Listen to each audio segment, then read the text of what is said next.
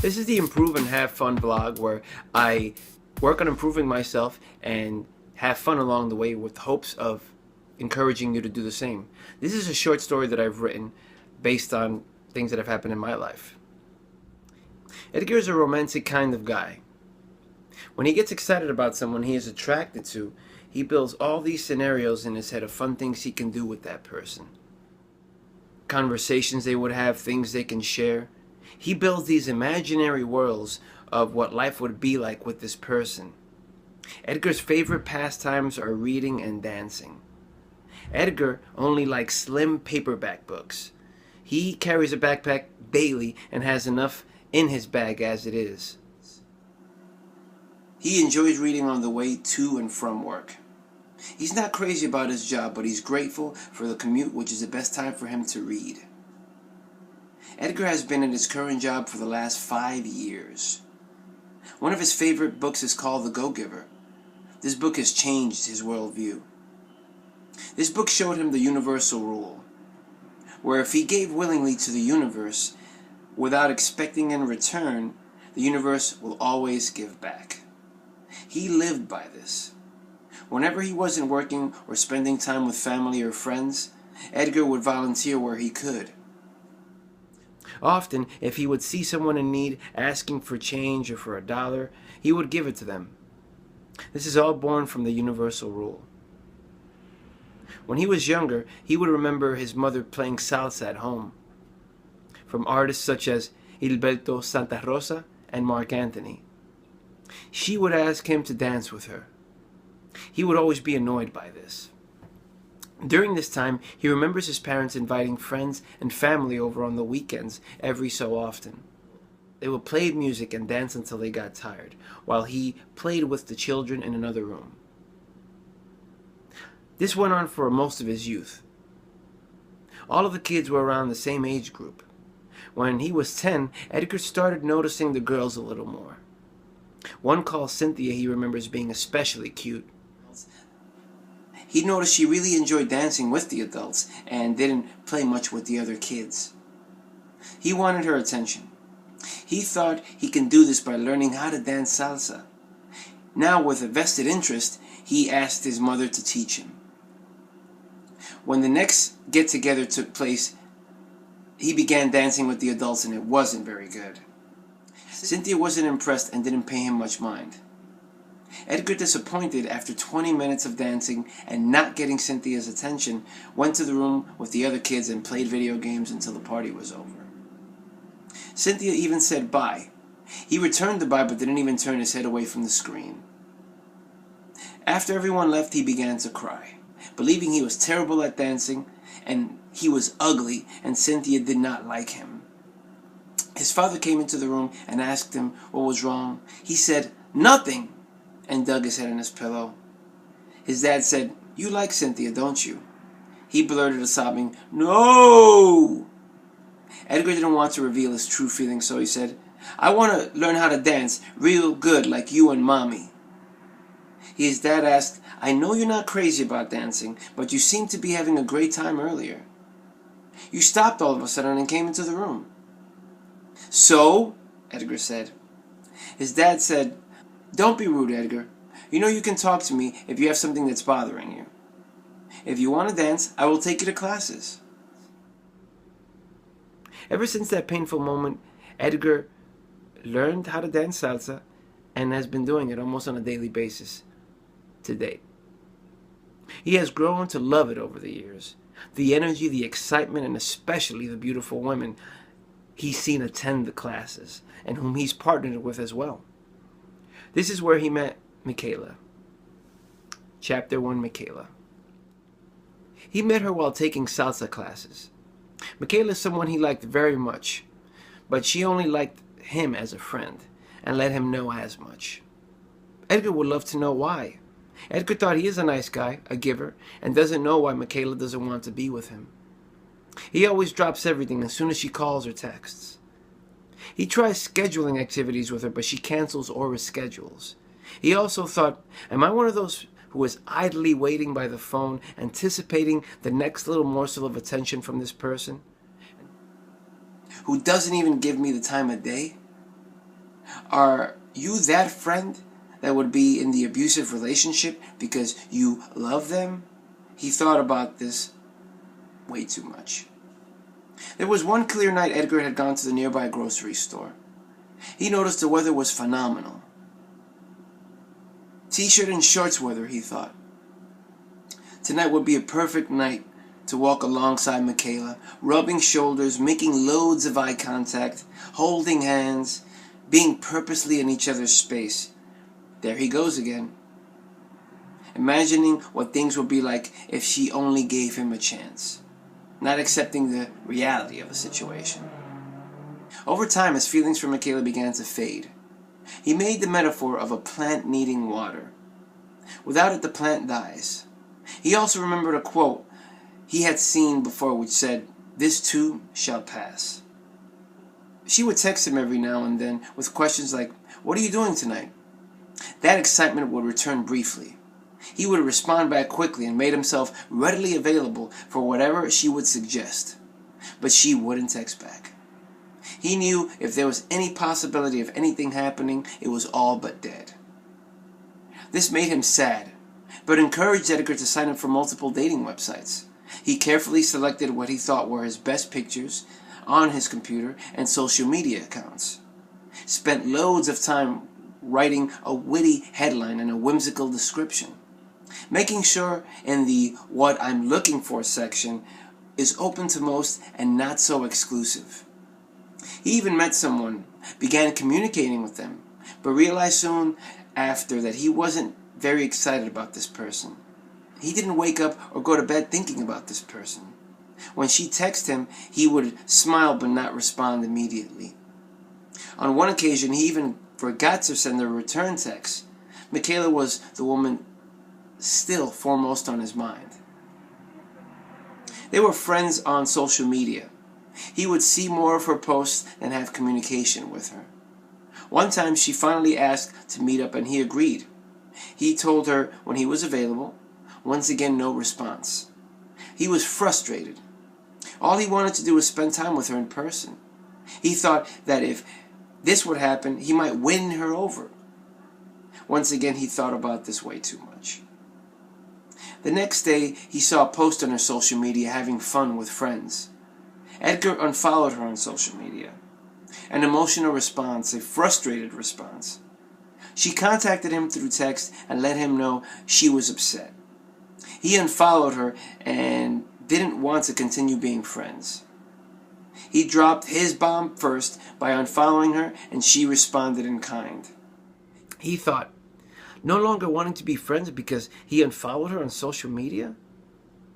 He apologized and said he was frustrated and just wants to spend time with her. She did not want to reconcile. He let her know that he will follow her again on social media and that if she ever wanted to talk, he will be there. She did not respond. He was saddened by this. Chapter 2. Sandra. Edgar met Sandra on a dating website. She had children. One was 4 and the other was 13. She told Edgar she very much enjoyed his profile and his vibe. Edgar saw Sandra's pictures and thought she was very attractive. Very beautiful, long orangish brown hair, full-figured, and height appropriate to his tastes. Edgar's presumptions on dating women with children, they may be a lot more comfortable with having sex and not require so much courting. This was his mentality. This is what he was thinking. But his concern with dating single mothers would be their desire to look for a head of household type, which he did not want. So he wanted a girlfriend, but not to be a dad right now. The two had a few great phone calls together. There was a connection there. In their conversations, Edgar did disclose his intentions. At the 2-week point, the phone calls from Sandra became less. They organized a date to meet in person. They met and had a great time. Halfway through the date, Edgar asked Sandra why the phone calls started to become less and less. She said that she doesn't see a long-term future with the both of them. She wasn't just looking for sex, but for a partner. He felt bad about this, but it was for the best. They did go out again, but the end result was the same. with the decision being made on this potential budding relationship, that it would basically go nowhere. The phone calls have stopped, but they remain friends on social media. Chapter 3. Zuki. Zuki was an ex. He dated her 12 years earlier. Out of the blue, she contacts Edgar to ask how he is doing and wanting to catch up. She is one of the most beautiful women he's ever dated. Edgar's thoughts regarding exes? If he can still have sex with any or all of his exes, he would absolutely love that. Zuki was going through a very emotional divorce. She remembered that Edgar was a very good listener and would offer good advice from time to time. They began talking. Edgar suggested they meet up. He secretly hoped in the back of his mind that she might be interested in having sex. After their breakup 12 years earlier, they got together a couple more times after the fact, strictly for sex. Edgar wasn't crazy about the sex with her, but was caught up more on her beauty and the 9-month dry spell with no intimate activity with no one. She teased that she also entertained the idea of their having relations. He was through the moon with excitement. They arranged a meetup. He assumed they would come over to his place. He cleaned it up to a T, got a haircut, he did laundry. Edgar worked the 3 p.m. to 11 p.m. shift that particular evening. He would meet up with Zuki afterwards. The person who relieves Edgar this particular evening called out sick. Edgar was forced to stay the overnight shift. He had to cancel the date. The next day he texted Zuki and told her how excited he was to meet up with her. How he cleaned up the apartment, wore his best uniform at work. After that, Zuki did not text him back. He texted her a week after and still no response. Out of frustration, he unfollowed her on social media. Her birthday was a month later. He texted her again and wished her a happy birthday. She thanked him, and that was the last he heard from Zuki. Chapter 4. Lydia. Lydia was a dancer Edgar knew for a couple of years. He always found her attractive. She had a very curvaceous body and a style all her own. She also had a British accent which he found charming. From time to time, they would see each other at various parties or events that they would attend. They would greet each other, then be on their way. Over time, Lydia would invite Edgar to parties of her particular interest. Edgar wasn't a fan of her genre of music, but he could dance to it. He mostly would go to be around Lydia. She smoked cigarettes, and it's not something he was crazy about. Lydia then began sending clips over social media of herself dancing to Edgar. Edgar would think, why? But he was glad to have her attention. He would compliment her on her dancing in her videos. She would be grateful and would invite Edgar to even more parties and events. This made him grin from ear to ear. He began to like most of her videos and pictures on social media. She began to follow his activities as well. They even danced together at a party or two. Those 2 times had him on cloud 9. She was beautiful, and to have physical contact, yum. She would even teach dance classes in her neighborhood. Edgar attended a couple. He would be all smiles in the class, looking at her teach, following along enthusiastically. A particular evening, after one of her classes, they walked and talked and had a fun time as they went back to the train to go home to their separate destinations. He messaged her again and let her know how much he appreciates her attention and allowing him to take her class. She didn't respond. A few days later, he checks out her social media updates, and she's having a great time at a couple of parties since the class. Edgar begins to think, she hasn't responded to my last message and is now going to parties that she would have invited him to in the past. Edgar begins to think, she hasn't responded to my last message and is now going to parties that she would have invited him to. He hopes he didn't say anything to upset her. She hasn't responded since then. No messages, no party invites. Lydia occasionally still likes a picture or 2 on Edgar's social media accounts, but that's about it. Now the conclusion. 1 year later and no action. Edgar has not given up on his search for companionship and intimacy. He knows women around his age range want to eventually nest and have children. But not all women, right? In these 4 situations which have taken place over the last year, he's felt that he could very much be the issue, or these women simply were not that into him. We are all, to some extent, selling ourselves.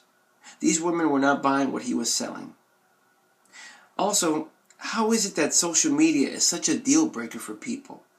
An observation when he looks back kind of amazes him. How for some it can determine whether someone actually wants to be your friend or not.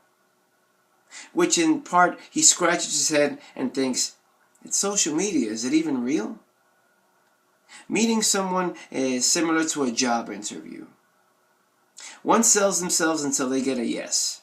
You have to go through many no's to get a single yes. But the good news is you only need one. And you have to ask yourself if it's a good fit. If it is, you've struck gold, he assumes. Edgar likes to see what his exes are up to from time to time. When he looks at their social media and sees them happy, it makes him smile. Now that happens over time. He has experienced when he follows them immediately after a breakup, he begins time traveling, living in the future, living in the past of what could have been, of what was. Reminiscing at the good times and how things could have turned out. His mother gave him advice regarding the end of a relationship. She says a complete disconnect is best. Out of sight, out of mind. It would help him or her deal with their emotions. He knew that this was the best course of action with the situations in which took place over the last 12 months. Edgar was into self-development and wanted to be a better version of himself and a better partner for whoever is to come into his life next. He knew that was inevitable. He will be patient and he will take his time. What's the rush to have a relationship right now? He took comfort in the old quote, good things come to those who wait. If you like this material, around this screen here, you're going to see another video that I did. You can check out more of my content there. Hit the subscribe button, and once again, thanks for watching. Please comment below. I would love to know what you think. Peace.